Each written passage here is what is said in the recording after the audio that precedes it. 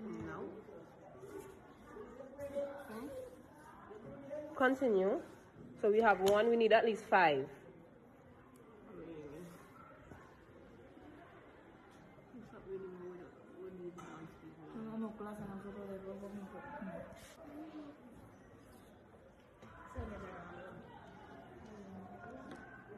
Kaylan, I don't want it so close to the edge. Let me get you a different ruler.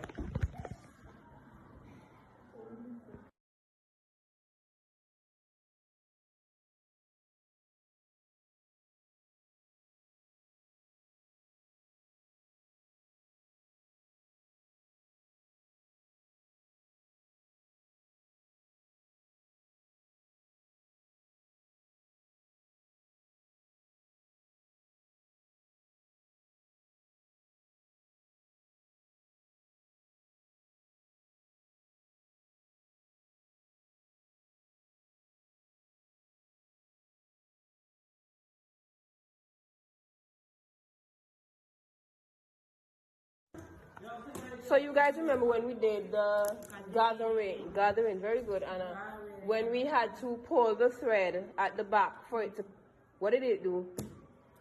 When we had to, yeah, when we pull it, what did it do? It what? What is that name again? Cuando se pone cosas. What did it do? It rumpled. So can I say rumple? We're using rumple, no? What did it do? Like when the thread was here and we pull it together to gather it. So we're going to do that today. However, we're going to do multiple rows, and when we do multiple rows, that's called shearing. So remember that the shearing.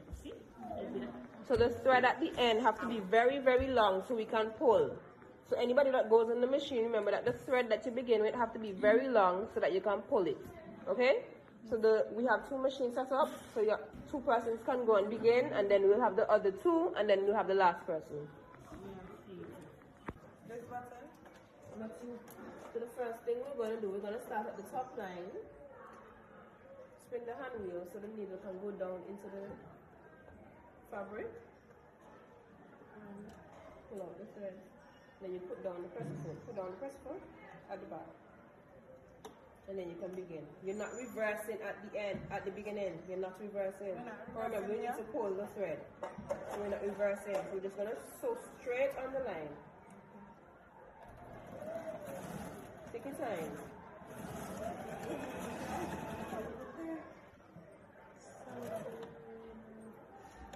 It's okay.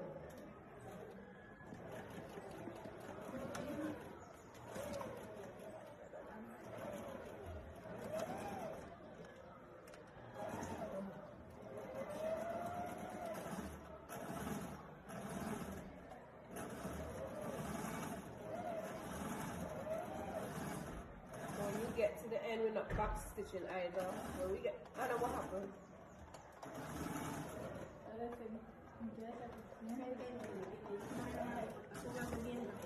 Oh yeah, Anna, yes.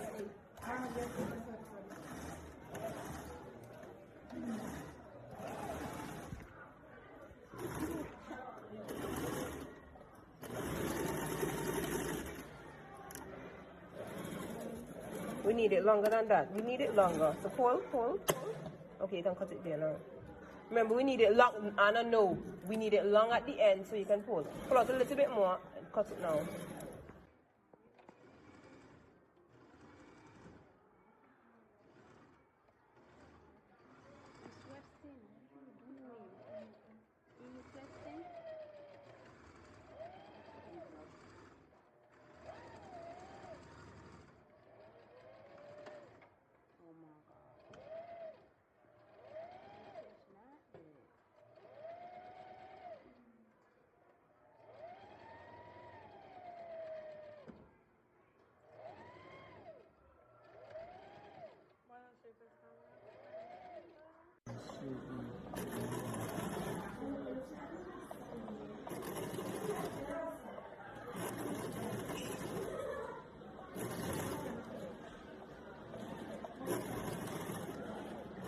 Okay, stop.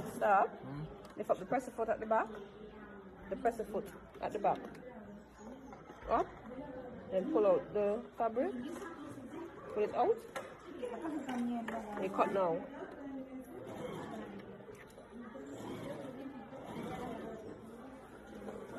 Pull it down. Good. Now you move on to the next line. Just one at the back. Shit. It's okay. La raya quedó doblada. ¿Ah?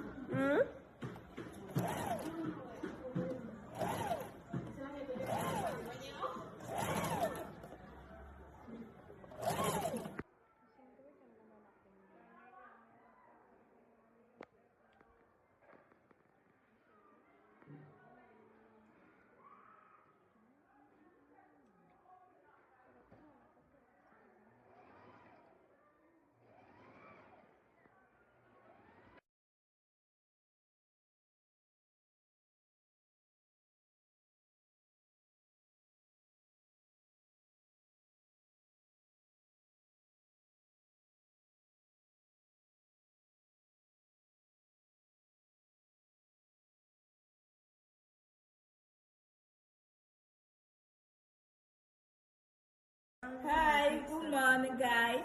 Oh my god, Scanny, shut up.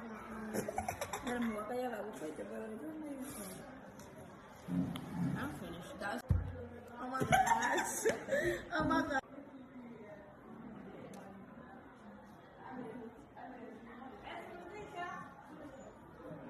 Hi.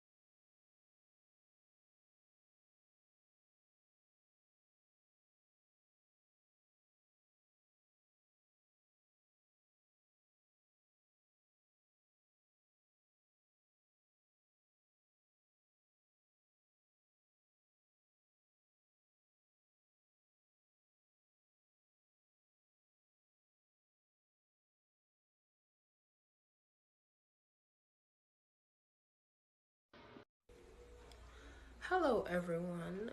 For my UDL activity, I used experiential learning as my strategy, as my active learning strategy. Now this is where students basically gain their own experience by doing. I utilized my group of 4th form level 4 clothing students.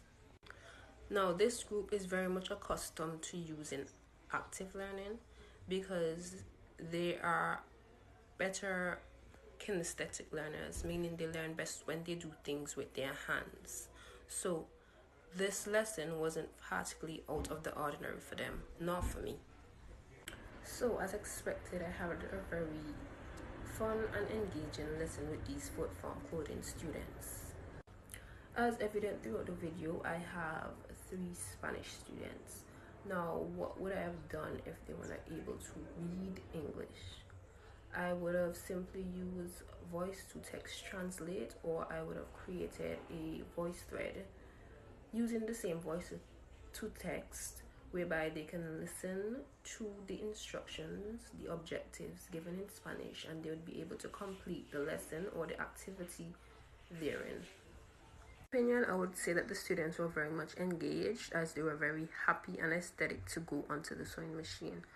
On the other hand, having an at-hand example or sample of the outcome that we were trying to achieve would have aided or better helped maybe 1 or 2 of the students. Overall, I would conclude that the lesson was effective as they were able to complete the objectives as well as have fun doing it.